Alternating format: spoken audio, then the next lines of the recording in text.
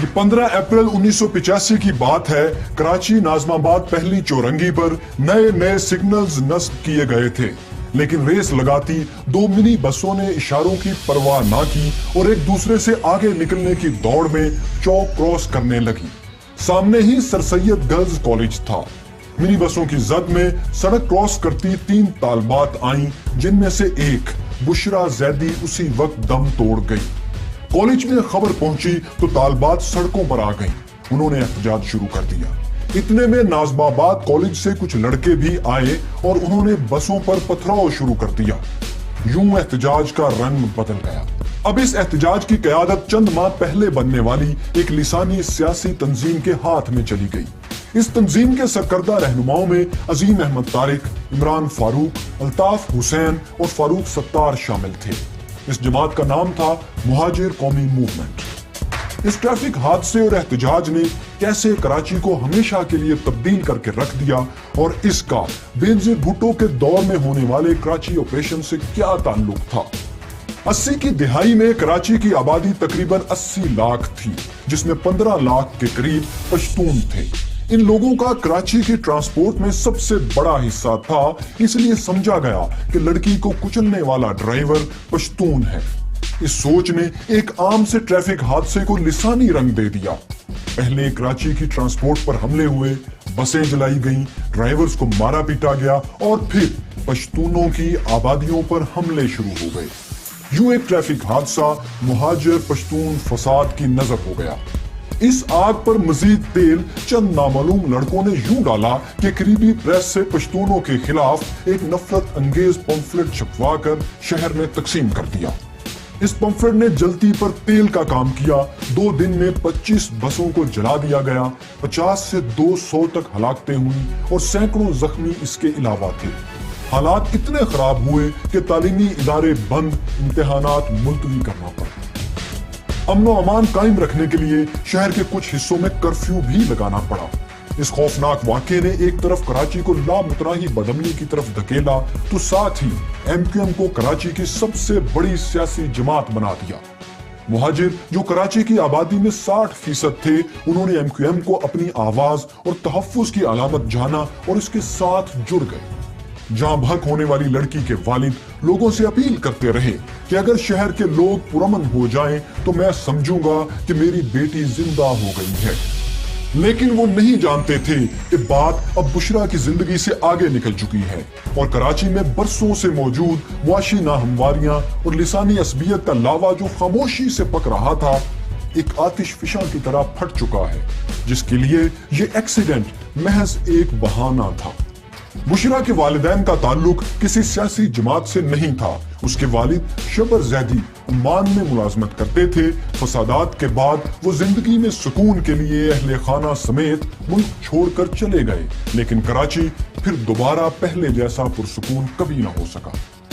ज़ियाउल हक के बाद बेनजीर भुट्टो वज़ीर आज़म बनी और उसके बाद नवाज शरीफ। दोनों को कराची के यही हालात विरसे में मिले थे। दोनों अपने अदवार में इस पर काबू पाने की कोशिशें करते रहे, लेकिन हालात बजाय ठीक होने के मजीद खराब से खराब तर होते चले गए।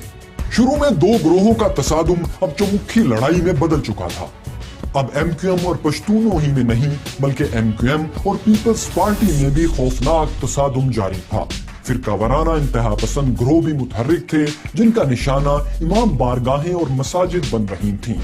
हिस्ट्री ऑफ पाकिस्तान की किस्त नंबर 18 में हम आपको दिखा चुके हैं कि बेनजीर भुट्टो की पहली हुकूमत जिन वजूहात पर खत्म हुई थी, उनमें पक्का किला बहुत अहम वाकया था, जिसमें MQM और पीपल्स पार्टी ही आमने सामने थे। अगला दौर नवाज शरीफ का था। उन्होंने सिंध में अमन के लिए 1992 में ऑपरेशन क्लीनअप का आगाज किया। इब्तदाई तौर पर यह ऑपरेशन सिंध के इलाकों में डाकू राज के खिलाफ था, लेकिन अल्ताफ हुसैन इस ऑपरेशन को MQM के खिलाफ होने वाला बदतरीन ऑपरेशन करार देते हैं और उनके नजदीक इसकी कुछ वजूहात भी हैं।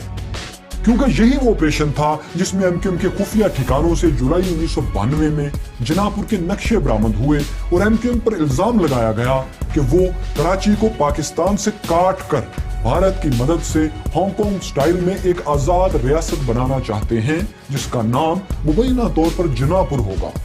یہ کہانی بہت خوفناک تھی۔ اس بات نے MQM کی ساکھ کو مخالفین میں ہی نہیں اپنوں میں بھی ادھیڑ کر رکھ دیا، لیکن یہ کہانی زیادہ دیر اپنا وجود برقرار نہ رکھ سکی۔ 19 اکتوبر کو ISPR نے آفیشیل بیان جاری کیا کہ نام نہاد جناح پور کے نقشوں والی خبر بے بنیاد ہے۔ پاک فوج نے سیاسی حکومت کو جناح پور کے کوئی نقشے دیے ہیں اور نہ ہی اس قسم کے کوئی شواہد ملے ہیں۔ جب یہ آپریشن ہو رہا تھا تو کراچی کے corps commander major general Nasir Akhtar تھے۔ انہوں نے سہیل وڑیچ کو انٹرویو دیتے ہوئے بھی کہا کہ جناح پور کے نقشوں کے بارے میں وہ کچھ نہیں جانتے۔ بریگیڈیئر امتیاز احمد جو اس وقت انٹیلیجنس بیورو کے سربراہ تھے، وہ کیا کہتے ہیں یہ بھی دیکھیے۔ پہلی بات تو یہ ہے کہ یہ جو جناح پور کے نقشے کا اسٹوری کہانی ہے، یہ بالکل ڈرامہ تھا۔ میں نے 7 دن لینے کے بعد، اپنی تفتیش کرانے کے بعد ذاتی طور پہ اس نتیجے پہ پہنچا کہ یہ سراسر ڈرامہ ہے اور MQM کے کسی دفتر سے یہ نقشے برآمد نہیں ہوئے۔ البتہ میجر ندیم ڈار جنہوں نے یہ نقشے برآمد کرنے کا دعویٰ کیا تھا اور آج وہ ناروے میں خود ساختہ جلاوطنی کی زندگی گزار رہے ہیں، آج بھی اپنے بیان پر قائم ہیں اور کہتے ہیں کہ یہ جناح پور کے نقشے سچے تھے۔ انہیں برآمد کرنے کے جرم میں متحدہ نے ان کا گھر جلایا اور ان کے بیٹے کو بھی قتل کیا۔ جنرل نصیر اختر صاحب نے تو ٹی وی پر آ کر کہا کہ نقشے کوئی نہیں تھے، آپ آج بھی یہ مینٹین کر رہے ہیں کہ نقشے موجود تھے؟ میں بیسیکلی اس چیز کو تو چیلنج کرتا ہوں، میرے سینئر بھی ہیں، لیکن جنرل نصیر اختر کے ان کے اپنے کچھ انٹرسٹ ہوں گے جس کی وجہ سے انہوں نے یہ چیز کو ڈینائی کیا ہے۔ یہی وہ آپریشن تھا جس میں متحدہ پر الزام لگا کہ انہوں نے میجر کلیم سمیت 3 فوجی اہلکاروں کو اغوا کر کے تشدد کا نشانہ بنایا۔ ان اہلکاروں کو پولیس نے وائٹ ہاؤس نامی ایک ٹارچر سیل سے برآمد کیا تھا۔ اس پر ایک طوفان اٹھا، لیکن 1998 میں سپریم کورٹ نے اس مقدمے میں گرفتار تمام ملزمان کو بری کر دیا تھا اور 2006 میں یہ مقدمہ ہی ختم کر دیا گیا تھا۔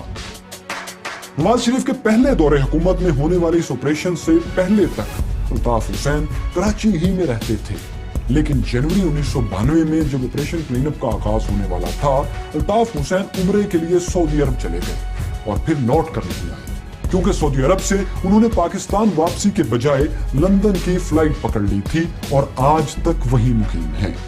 ان واقعات سے آپ کو اندازہ ہو گیا ہوگا کہ MQM کے قائد Altaf Hussain operation clean up سے کس قدر آزردہ تھے۔ نواز شریف کی حکومت ختم ہوئی تو الطاف حسین کو ایک موقع نظر آیا۔ انہوں نے پیپلز پارٹی سے آپریشن ختم کرنے کا مطالبہ کیا۔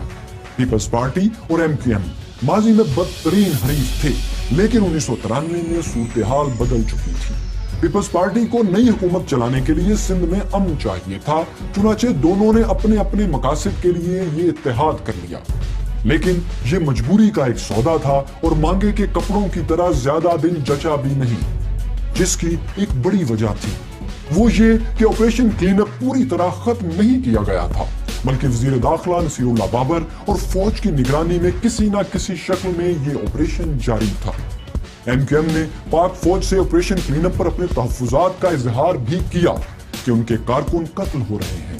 کور کمانڈرز اجلاس میں ان کے اٹھائے گئے نکات پر بحث ہوئی اور پھر مسترد کر دیے گئے کہ آپریشن کسی خاص پارٹی کے خلاف نہیں، صرف دہشت گردوں کے خلاف ہے۔ جواباً الطاف حسین نے اپنے کارکنوں کو جدوجہد کے لیے تیار کرنا شروع کر دیا۔ بینظیر بھٹو معاملے کو بھانپ رہی تھی۔ انہوں نے الطاف حسین کو خبردار کیا کہ وہ کوئی بلیک میلنگ نہ کریں، کیونکہ وہ بلیک میلنگ میں نہیں آئے گی۔ ان سب باتوں نے سیاسی درجہ حرارت کو اتنا بڑھا دیا کہ MQM نے اپنے مطالبات کے لیے احتجاج اور گرفتاریاں دینے کا سلسلہ شروع کر دیا۔ اسی سلسلے میں 29 اپریل 1994 کو MQM نے ایک بڑا جلوس نکالا۔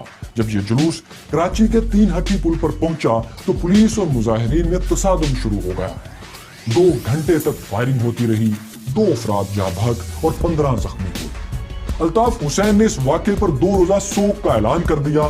اس سوگ کے دوران پھر 35 سے زائد گاڑیاں جلائی گئیں، بینک لوٹے گئے، انسانی جانوں کا ضیاع ہوا اور فوجی دستوں پر کھلے عام فائرنگ کی گئی۔ نتیجتاً شہر میں امن و امان کے لیے فوج کو طلب کر لیا گیا، کیونکہ اب MQM نے باقاعدہ ہتھیار اٹھا لیے تھے۔ 4 مئی کو MQM کے مرکز عزیز آباد پر صبح سویرے پولیس، رینجرز اور فوج نے چھاپا مارا۔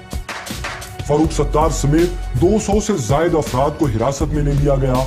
अल्ताफ हुसैन लंदन में थे, उनकी गिरफ्तारी की कोशिशें भी होने लगी, इंटरपोल से राब्ते भी किए गए। अल्ताफ हुसैन खुद भी वापसी के बयानात देते रहे, लेकिन ना तो वो वापस आए, ना इंटरपोल उन्हें लाने पर राजी किया जा सका। बेनजीर भुट्टो इन हालात पर काबू पाने में नाकाम दिखाई देती थी, बल्कि वो खुद कई बार कह चुकी थी कि कराची में गोरीला जंग जैसा माहौल है।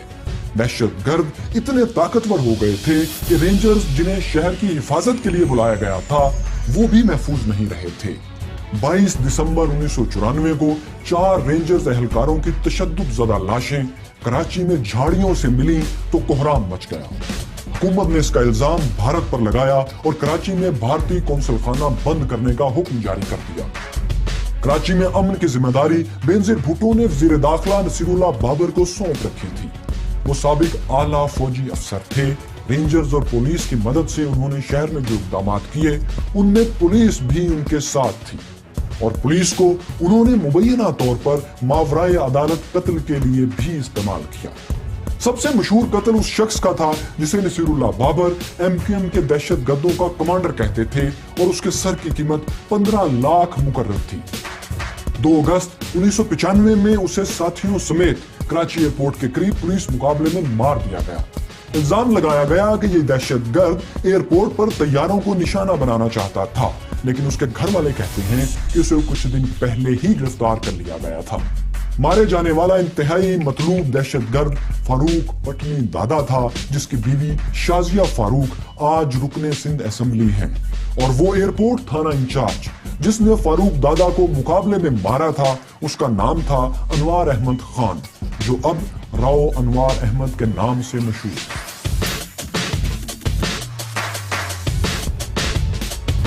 फारूक दादा का कत्ल MQM के लिए बहुत बड़ा सानहा था। शायद यही वजह थी कि अगला दिन कराची शहर के लिए क़यामत से कम नहीं था।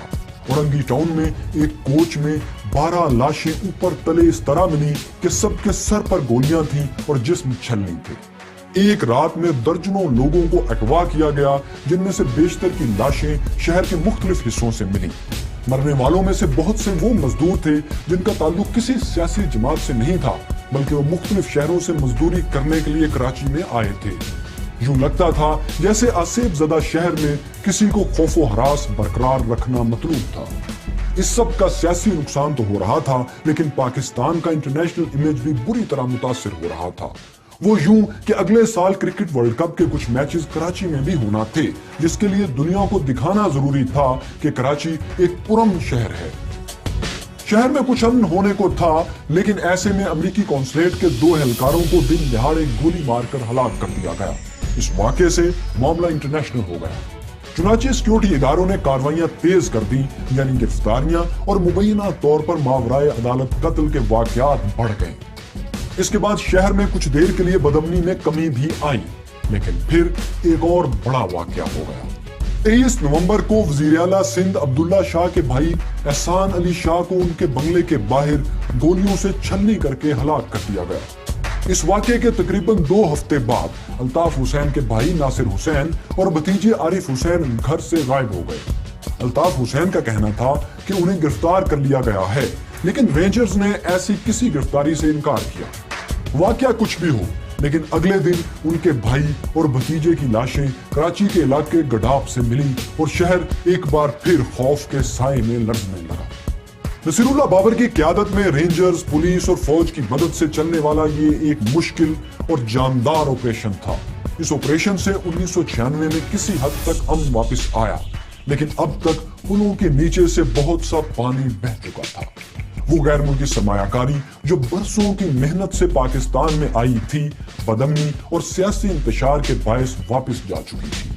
सिर्फ कराची स्टॉक एक्सचेंज में 102 अरब की सरमायाकारी, जो उस जमाने में और आज भी बहुत बड़ी रकम है, वापस चली गई। बेनजीर हुकूमत के पास IMF के सिवा कोई चारा ना रहा। ऐसे में जब MQM, जमात इस्लामी और मुस्लिम लीग नवाज ग्रुप पहले से पीपल्स पार्टी हुकूमत गिराने के लिए मैदान में थे, एक नया खिलाड़ी भी बेनजीर के मुकाबले में उनके साथ खड़ा हो गया। इमरान खान ने चंद माह पहले कहा था कि वो सियासत में कदम नहीं रखेंगे, लेकिन फिर कारखाने कुदरत में 2 ऐसे वाकयात ने जन्म लिया जिनके बायस उन्होंने सियासत में कदम रख दिया। तहरीक इंसाफ के कयाम की कहानी और बेनजीर भुट्टो के खुफिया गैर मुल्की दौरे की कहानी सुनाने का हमने आपसे वादा किया था, लेकिन हमें लगा कि अगर कराची ऑपरेशन के साथ इसे जल्दी में दिखाया गया तो तहरीक इंसाफ के साथ इंसाफ नहीं हो पाएगा। इसलिए यह दिलचस्प कहानी भी हम आपको दिखाएंगे, लेकिन हिस्ट्री ऑफ पाकिस्तान की अगली किस्त में। बहुत से लोग ये पूछते हैं कि हम हिस्ट्री ऑफ पाकिस्तान के लिए डाटा कहां से लेते हैं। हालांकि हम हर अहम वाक़े का हवाला, उसका रेफरेंस स्क्रीन पर दिखा रहे होते हैं, लेकिन फिर भी आप सब हमारे लिए बहुत मोहतरम हैं।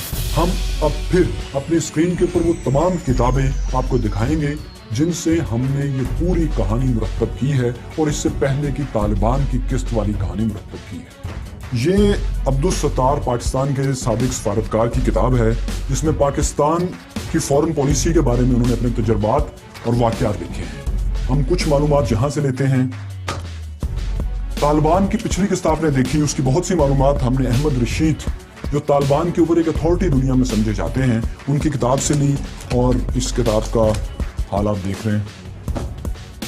ये 2 किताबें 2 साबिक सियासतदानों की हैं जो अपनी जिंदगी में जो वाक़यात उन्होंने देखे उनको इसमें किताबों में उन्होंने लिखा। इन किताबों से हम लेते हैं। पाकिस्तान में अदलिया का जो कोई अहम वाक़या होता है उसको हम, ये हामिद खान की पाकिस्तान की जुडिशल हिस्ट्री पर किताब है, हम जहां से वो मालूमात लेते हैं। ये ऑक्सफोर्ड ने पाकिस्तान 1947 से 2007 तक एक ऑर्डर में वाक़यात को लिखा है, मुख्तसर कुछ मालूमात हम यहां से भी लेते हैं। अगर इस वीडियो ने आपकी मालूमात में इजाफा किया तो लाइक, कमेंट्स और शेयर भी जरूर कीजिए ताकि हम इस सिलसिले को जारी रख सकें और बेहतर से बेहतर बना सकें।